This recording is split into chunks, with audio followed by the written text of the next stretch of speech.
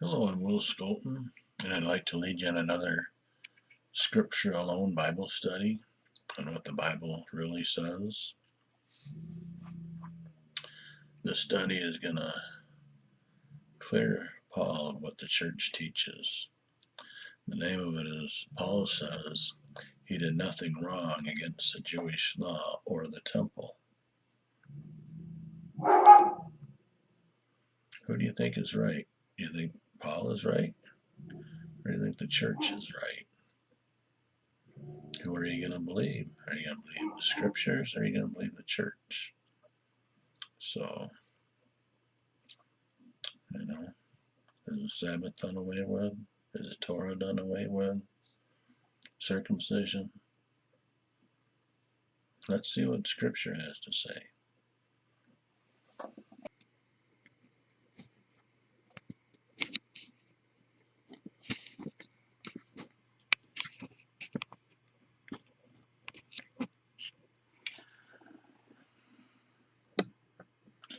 Okay, this is Acts 25, and this is where the title comes from. When Paul came in, the Jews who had come down from Jerusalem stood around him. They brought many serious charges against him, but they could not prove them. Then Paul made his defense. I have done nothing wrong against the Jewish law, or against the temple, or against Caesar.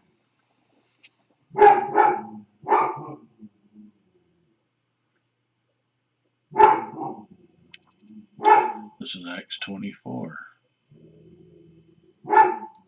And they cannot prove to you the charges they are now making against me.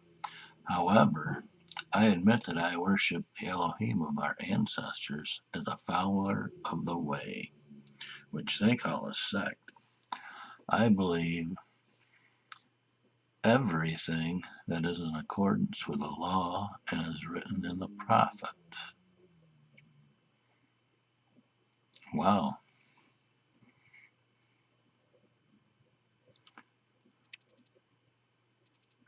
Verse 16. So I strive always to keep my conscience clear before Yahuwah and man. You think he can teach against the Torah? He can't teach against the ancestors.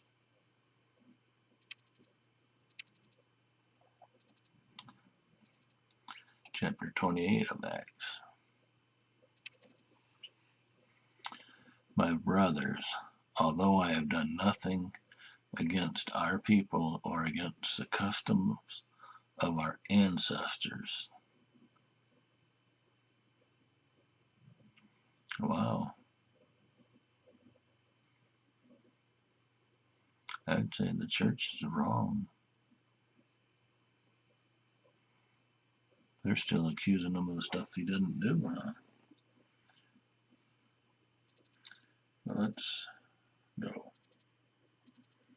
Okay, look at my notes here. Paul just cleared up a lot of misinterpretations that we have been taught, hasn't he? Paul said to them, my brothers, although I have done nothing against our people or against the customs of our ancestors. So he didn't teach against the Sabbath or against the Torah, did he? He couldn't.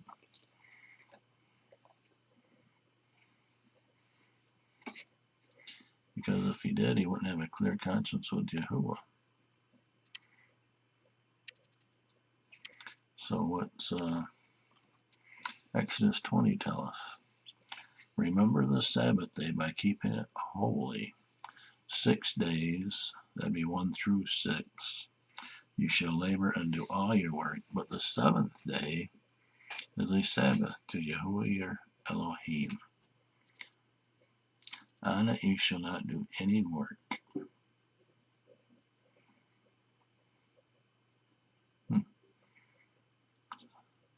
The 7th day. Things never changed, did they? I got a study out there too. If you think he rose on the first day of the week, and that's why you keep the quote quote Lord's Day. But Scripture does not support a Sunday resurrection. But you can go through my studies and you can find it. I got 4 of them on the resurrection not being on Sunday.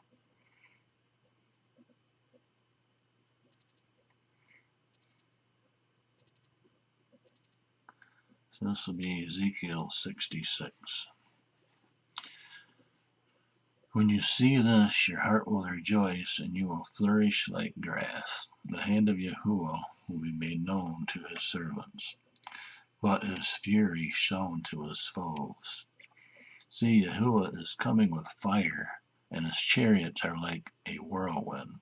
He will bring down his anger with fury, and his rebuke with flames of fire. For with fire and with his sword, Yahuwah will execute on all people, and many will be those slain by Yahuwah.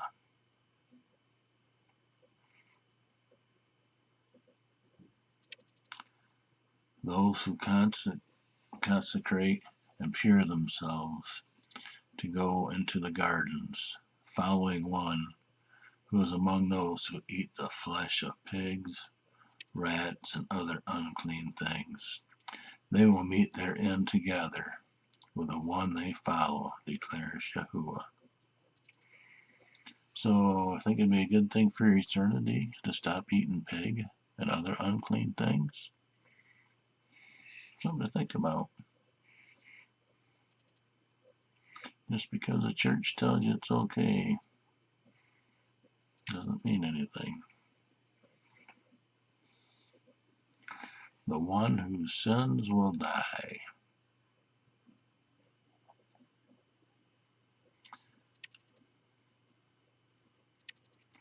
We'll start reading in verse 5. Suppose there is a righteous man who does what is just and right. He does not eat at the mountain shrines or look at the idols of Israel. He does not defile his neighbor's wife or have sexual relations with a woman during her period. He does not oppress anyone, but returns what he took in a pledge for a loan. He does not commit robbery, but gives us food to the hungry. He provides clothing for the naked. He does not lend to them at interest or take a profit from them. He withholds his hand from doing wrong, and he judges fairly between 2 parties. He follows my decrees and faithfully keeps my laws. That man is righteous. He will surely live, declares the sovereign Yahuwah.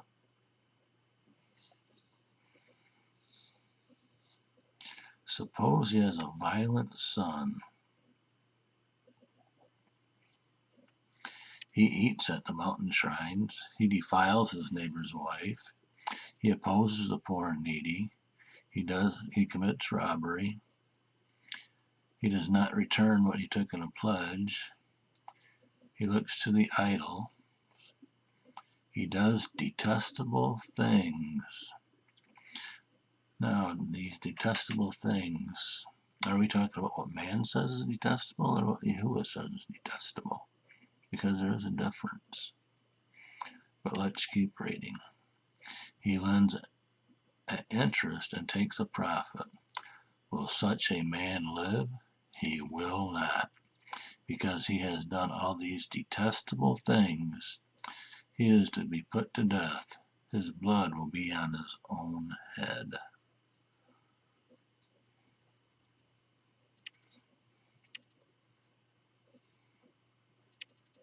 Wow.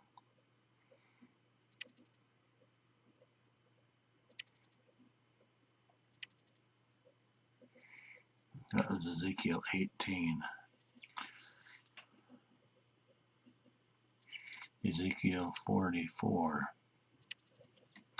Yahuwah said to me, Son of man, Look carefully, listen closely, and give attention to everything I tell you concerning all the regulations and instructions regarding the temple of Yahuwah. This is what the sovereign Yahuwah says. Enough of your detestable practices, people of Israel. In addition to all your other detestable practices, you brought foreigners uncircumcised in heart and flesh into my sanctuary, desecrating my temple. While you offered me food, fat, blood, you broke my covenant.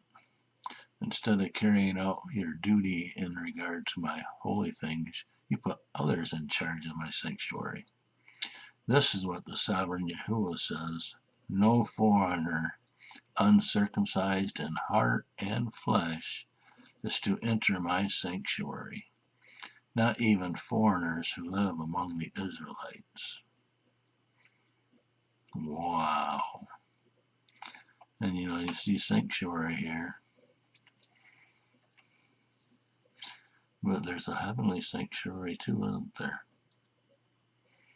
Are you going to be able to enter the heavenly sanctuary? No.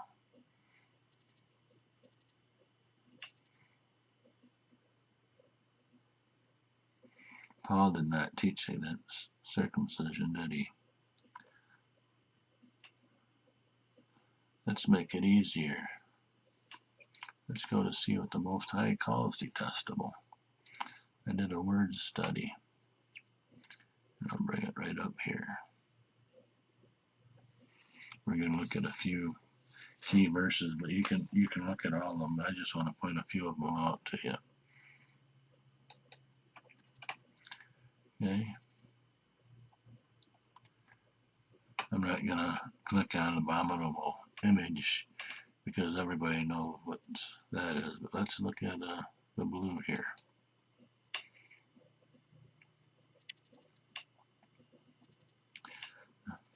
Oh, by the way, abominable, detestable, same word.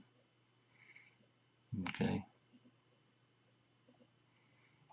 Here's the Hebrew word.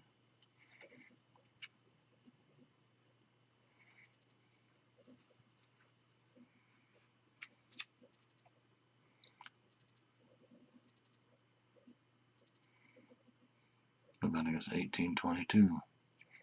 Do not have sexual relations with a man as one does with a woman. That is detestable.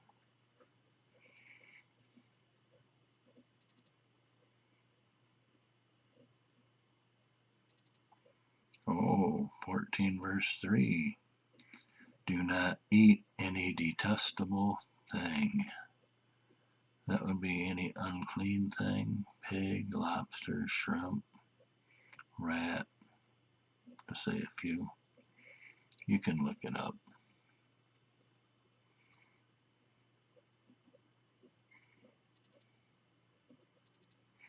I'll scroll through them slow so you can read them. The next one I'm going to point out is Proverbs 28 verse 9.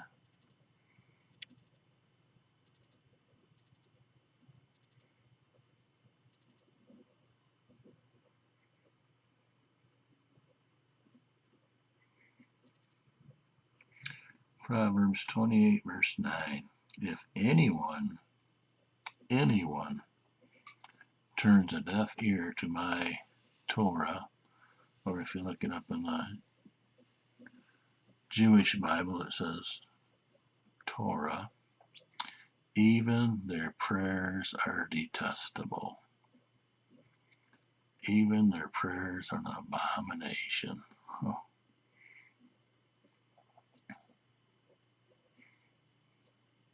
What are we taught in the church? The law is done away with? Who are you going to believe?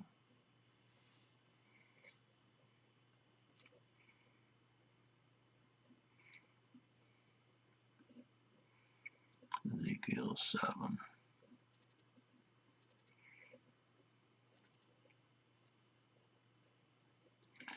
The end is now upon you. I will unleash my anger against you. I will judge you according to your conduct and repay you for all your detestable practices. Next one. I will not look on you with pity. I will not spare you. I will surely repay you for your conduct and the detestable practices among you. Then you will know that I am Yahuwah. And do you think it's important? Because that was 7 verse 3 and 4. Now we're going to read 7 and 8. I am about to pour out my wrath on you and spend my anger against you. I will judge you according to your conduct and repay you for all your detestable practices. I will not look on you with pity. I will not spare you. I will repay you for your conduct and your detestable practices among you. Then you will know that it is Yahuwah who strikes you. Wow. How about 16, verse 50?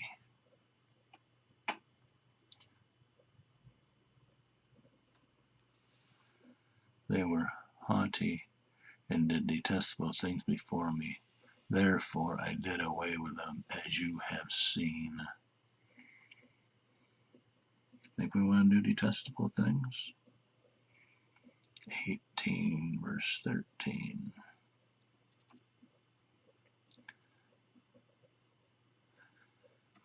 He lends at interest and takes a profit. Will such a man live? He will not, because he has done all these detestable things. He is to be put to death. His blood will be on his own head. Verse 24. But if a righteous person turns from their righteousness and commits sin and does the same detestable things the wicked man does, will they live? None of the righteous things that person has done will be remembered because of the unfaithfulness they are guilty of because of their sins they have committed. They will die.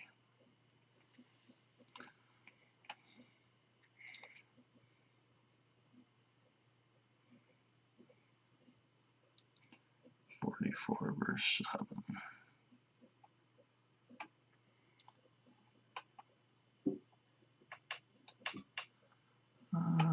Can you see it on there? I might have to hold it up a little bit. 44 verse 7.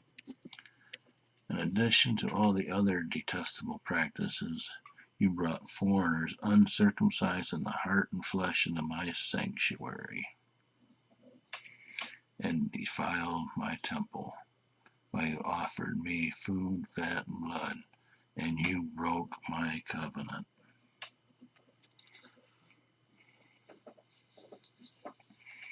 Wow.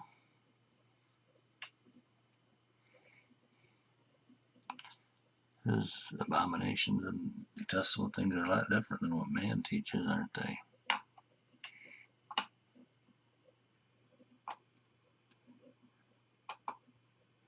And by the way, I've got this from other studies too, but more proof that Paul didn't preach against the Sabbath. Well, first we'll go there.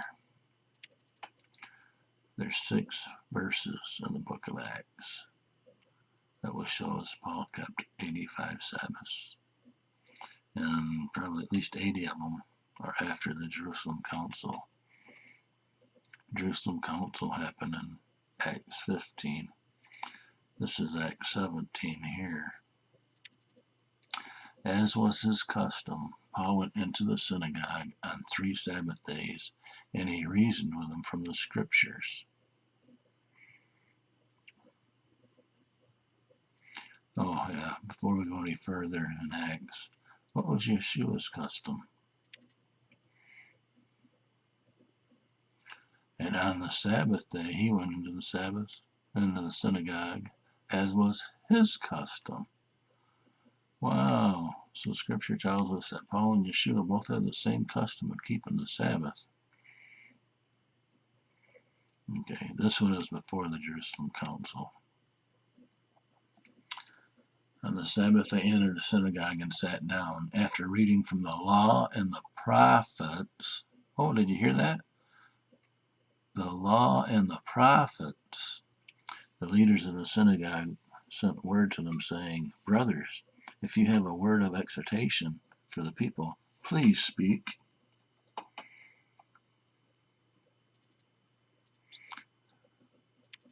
On the next Sabbath, almost a whole city gathered to hear the word of Yahuwah. When the Jews saw the crowds, they were filled with jealousy. They began to contradict what Paul was saying and heaped abuse on him. I'm going to guess these were the same Jewish leaders that Yeshua had trouble with. The Pharisees, the high priests, the teachers of the law. Paul was teaching against the traditions of man, wasn't he? Just like Yeshua was. The same people hated Paul. Then this is after. The rest of these will all be after the Jerusalem Council. On the Sabbath, we went outside the city gate to the river, where we expected to find a place of prayer. We sat down and began to speak to the women who had gathered there.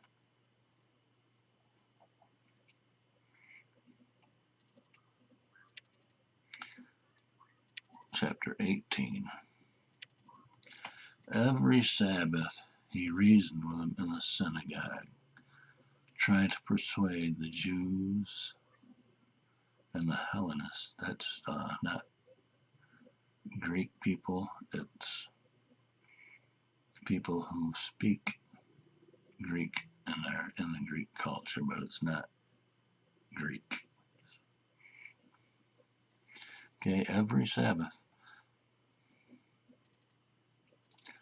How many Sabbaths does Scripture tell us Paul was there? Same chapter. So Paul stayed in Corinth for a year and a half, teaching him the word of Yahuwah. So do you still think Paul taught against Sabbath? It was his custom. He kept it for 78 Sabbaths straight. Does Scripture tell us anywhere just to pick a day? No. Also, this destroys 1 Corinthians 16 verse 1 as being a worship day, the first day of the week.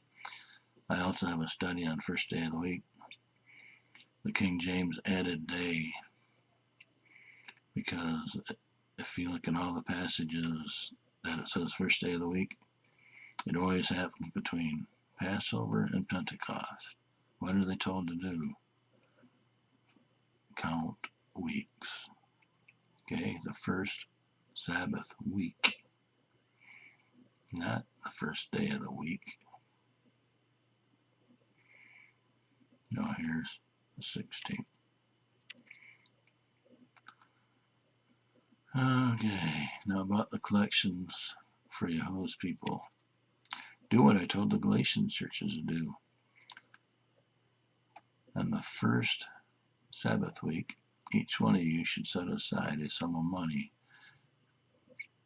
keeping with your income, saving it till I come, what we made. If you read on further, you'll see that it's between Passover and Pentecost.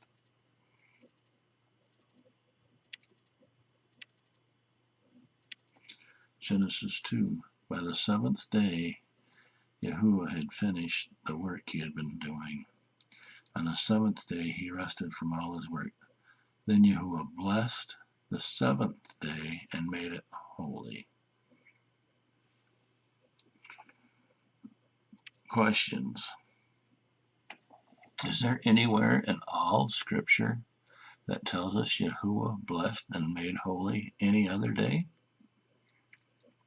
Or how about this? Is there any verse in Scripture that tells us the Sabbath is no longer blessed and made holy?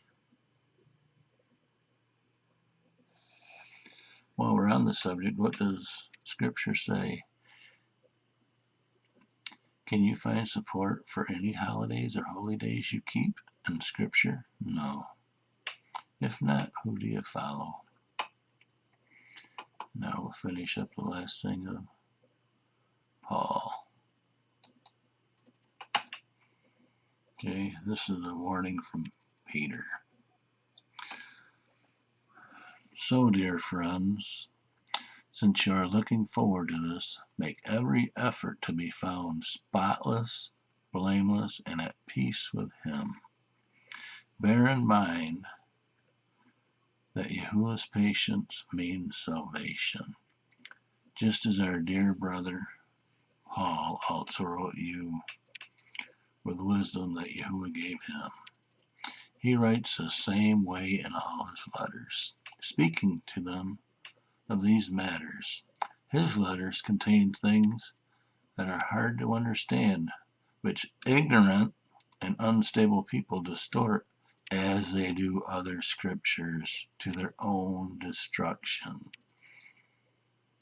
I hope that sunk in. Dear friends, since you have been forewarned, be on your guard, so that you may not be carried away by the error of the lawless and fall from your secure position. Lawless is Torahless. But grow in the grace and knowledge of Yahuwah and Yeshua. To Him be glory both now and forever. You know, who are you going to believe? Are you going to believe the church? The guy up there on Sunday morning? On Sunday morning? Why is he up there on Sunday morning? Or are you going to believe the scriptures? I hope for your eternity's sake you would decide to believe the scriptures and run as fast as you can from the church.